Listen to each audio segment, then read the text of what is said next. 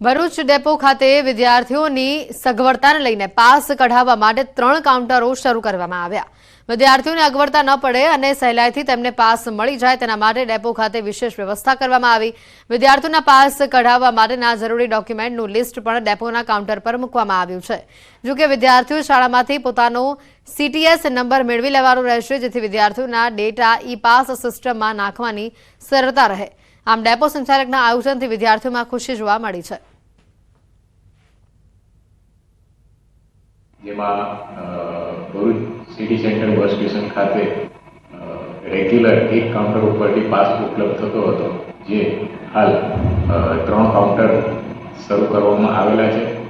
એમાં બહેનો માટે એક અલાયદી લાઇનની વ્યવસ્થા કરવામાં આવેલી છે। વેરાવળના ભીડિયા બંદર વિસ્તારમાં ફેઝ 2નું કામ ચાલી રહ્યું છે, જેના કારણે રસ્તો બંધ કરવામાં આવ્યો છે। માછીમારોની 500 જેટલી હોડીઓ લાવવા અને લઈ જવામાં મુશ્કેલી ઊભી થઈ રહી છે, જેથી માછીમારોએ વૈકલ્પિક જગ્યાની માંગ કરી છે। પરંતુ 500ની જગ્યાએ 150 હોડી જેટલી જગ્યા જ ફાળવવામાં આવતા માછીમારો હવે રોષે ભરાયા છે। વળી માછીમારોનું કહેવું છે કે તેમનો ફક્ત એક કિનારો હતો, તે પણ બંધ કરી દેવાતા હવે માછીમારો માછીમારી કરવા પણ જઈ શકતા નથી, જેથી તેમનું ગુજરાન ચલાવવું પણ મુશ્કેલી બની રહ્યું છે। સાથે જ તેઓને પૂરતી વૈકલ્પિક જગ્યા મળે તેવી તેઓ હાલ માંગ કરી રહ્યા છે। હોડી જાતી નથી, રસ્તો પેક થઈ ગયો છે। અત્યારે અમે જઈ બેઠા ભૂખે મળીએ, અમે જઈએ તો જઈએ કા બંદરનું કામ ચાલુ છે, લખી સાધન વટાવવામાં બોટો લડે, અમે જઈએ કેમ? કોને કરે? હા, બંદર બનાવવાળા છે। કોણ કેનું કામ? કામ જે જીએમપી વાળાનું। અત્યારે ફેઝ 2 બંદર બને છે, તો આરટીસી કંપની વાળા કામ એની રીતે કરે છે। અને જ્યાં અમારે નાની ઓલી પીણાના રાખવાની જગ્યા છે ને, અત્યારે બંધ કરી દેવામાં આવે। અત્યારે સુધી અમારી એક જ માંગણી હતી કે ઓડિયો રાખવાની અમને કંઈક વ્યવસ્થા કરીને આપો તો અમે ત્યાં શિફ્ટ થઈ જઈએ। હજી સુધી કોઈ વ્યવસ્થા થઈ નથી। ડંકો એ લોકો કે અમે બનાવે તમને જગ્યા મળી જશે, એવા લોકોએ કીધું, બધી લોકોએ કીધું।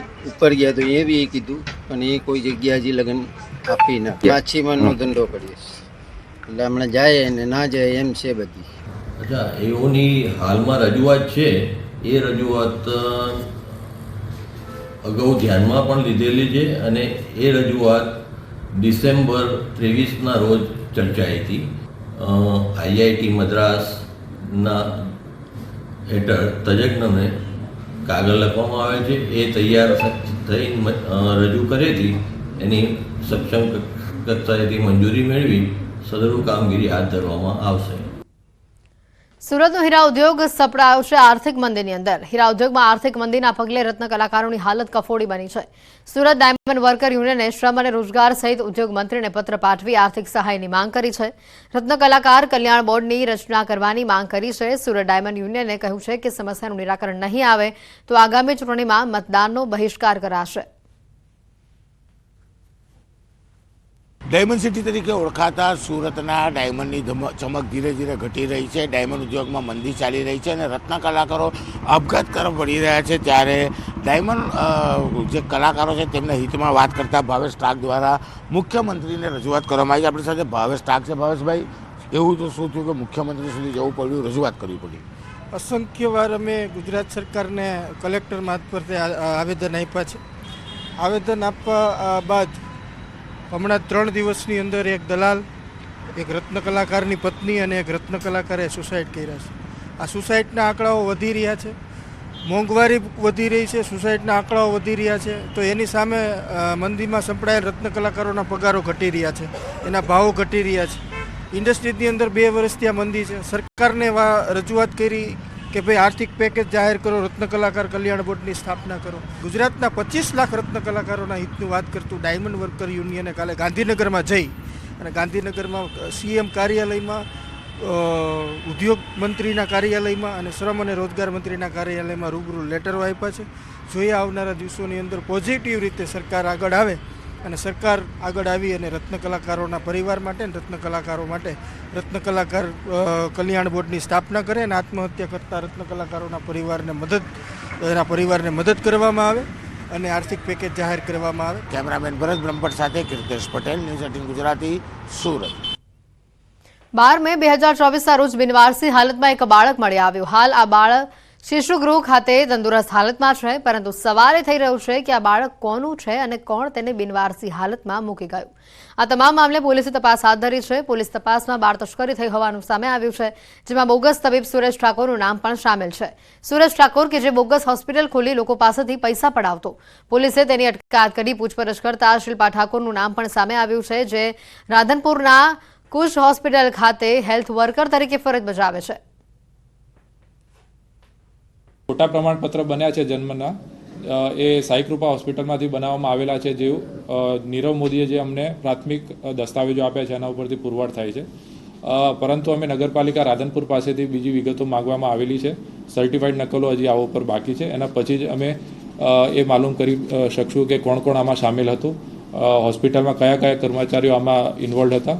એ બાબતે પછી એમાં કાર્યવાહી કરવામાં આવશે. બિનવારસી હાલતમાં મળેલું આ બાળકનું કોકડું આખરે હવે ઉકેલાયું છે અને કોણ કોણની આમાં સંડોવણી છે તેને લઈને પણ તપાસ કરવામાં આવી રહી છે. બાળક તસ્કરી થઈ હોવાનું હાલ તપાસમાં સામે આવ્યું છે. અત્યાર સુધી કુલ 3 આરોપીની ધરપકડ થઈ ચૂકી છે.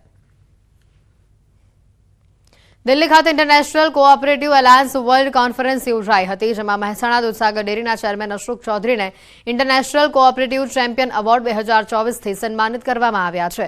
અમેરિકાના વોશિંગ્ટન ડીસીમાં આવેલા US overseas cooperative development council અને ઇન્ટરનેશનલ કોઓપરેટિવ રિસર્ચ ગ્રુપ દ્વારા ચેમ્પિયન્સ એવોર્ડ 2024 માટે તાજેતરમાં જ દૂધસાગર ડેરીના ચેરમેનની પસંદગી કરવામાં આવી હતી.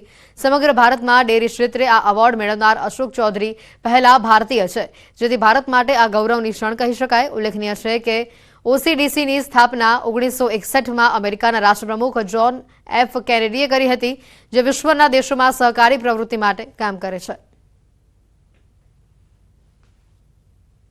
અમેરિકામાં વોશિંગ્ટનની અંદર ઓવરસીઝ કોઓપરેટિવ ડેવલપમેન્ટ કાઉન્સિલ કરીને ઓસીડીસીનું ટૂંકું નામ છે, એ સંસ્થા છે. એ સમગ્ર વિશ્વની અંદર કોઓપરેટિવ ક્ષેત્રે અલગ અલગ કામ કરતા વ્યક્તિઓને, અલગ અલગ ફિલ્ડના વ્યક્તિઓને દર વખતે એક એવોર્ડ ચેમ્પિયન એવોર્ડ તરીકે આપે છે. આ વખતે ભારતની અંદર પ્રથમવાર આ એવોર્ડ દૂધસાગર ડેરીના ચેરમેન તરીકે મને એનાયત કરવામાં આવ્યો છે. બધી જ પ્રકારની આપણી જે પણ કામગીરી હોય એના બધા જ પેપરો તપાસ્યા પછી એનું રિસર્ચ ગ્રુપ છે, એ રિસર્ચ કર્યા પછી એવોર્ડ આપવામાં આવતો હોય છે. તો એના માટે હું એ સંસ્થાનો પણ આભાર માનું છું. કચ્છના રાપરમાં વિદ્યાર્થીઓને શિક્ષણ આપવાના બદલે શાળામાં સાફ સફાઈ કરાવવામાં આવી. રાપરની શાળામાં વિદ્યાર્થીઓને સફાઈ કરાવતો આ વિડીયો વાયરલ થયો છે. રાપરના ઉમિયા ગામની માધ્યમિક શાળામાં સફાઈ કામ કરતા વિદ્યાર્થીઓનો આ વિડીયો વાયરલ થયો છે. શિક્ષણ આપવા બદલે વિદ્યાર્થીઓને શાળાનું મેદાન સાફ કરાવવામાં આવ્યું. વિડીયોમાં વિદ્યાર્થીઓ ગ્રાઉન્ડ લેવલિંગ અને ઘાસ દૂર કરતા નજરે પડ્યા છે. શાળાનો વિડીયો સોશિયલ મીડિયા પર વાયરલ થયો છે. શાળામાં વિદ્યાર્થીઓ પાસે સાફ સફાઈ કરવામાં આવતી હોવાના દ્રશ્યો સામે આવ્યા. દ્રશ્યોને લઈને વાલીઓમાં પણ રોષ જોવા મળી રહ્યો છે. વિદ્યાર્થીઓને ભણવાના બદલે આ પ્રકારે શાળાનું મેદાન સાફ કરાવવામાં આવી રહ્યું છે. રાપરની માધ્યમિક શાળાના આ દ્રશ્યો છે, જેને લઈને હાલ તપાસ પણ શરૂ કરવામાં આવી છે.